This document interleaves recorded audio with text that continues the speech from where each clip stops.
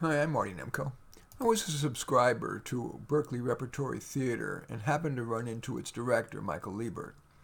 I asked if he wouldn't mind a bit of feedback, and he said, "Yes, I would mind." I was shocked.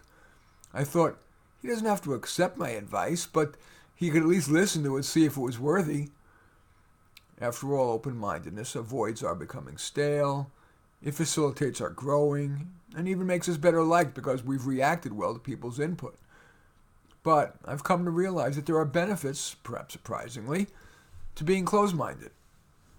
First, equilibrium is comfortable, while a contrary opinion, let alone advice, is often stressful, even painful. People have worked for years, maybe decades, to develop and refine their core opinions and the way they work, the way they interact, the way they play, the way they think. It's not fun to have that shaken by a mere sentence or two. And with regard to foundational matters, like, for example, a socio-political worldview, it can help to maintain unbending pillars, lenses through which to curate the avalanche of input we get. Even if someone's input would provide a net benefit, unless that benefit were great, remaining comfortable in equilibrium can outweigh that benefit. Another advantage of being closed-minded is we remain empowered. Getting advice, even if it's wise advice, is disempowering. It reminds us of our limitations, that we weren't smart enough to think of it ourselves.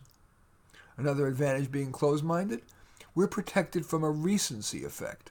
Being open-minded can too quickly shake us from the aforementioned long-developed ideas. For example, we may long have believed that a particular party is superior.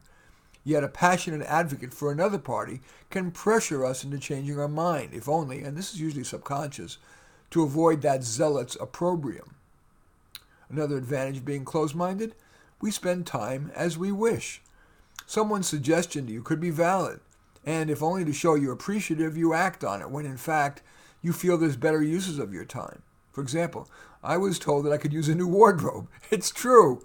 And wanting to seem appreciative and not closed-minded, I have been tempted to drag myself shopping when deep down I don't think it's the best use of the time and money. And finally, a final advantage of being closed-minded is that we're protected against bad advice.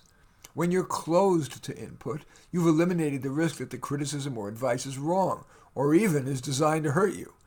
Sometimes we're insufficiently knowledgeable or secure enough to accurately judge someone's input. Conventional wisdom has long been to avoid giving advice, even if asked for, but rather to, if anything, toss it back to the person, like, "Well, what do you think?" Less often is a recipient of advice encouraged to think twice before welcoming others' input, but that might be worth considering. Anyway, I thank you for watching. I welcome your thumbs up, if needed, a thumbs down. I always look forward to your comments and love it if you hit the share button below and share on your social media and or subscribe to my channel. And in any event, I do thank you for watching. I'm Marty Nemko.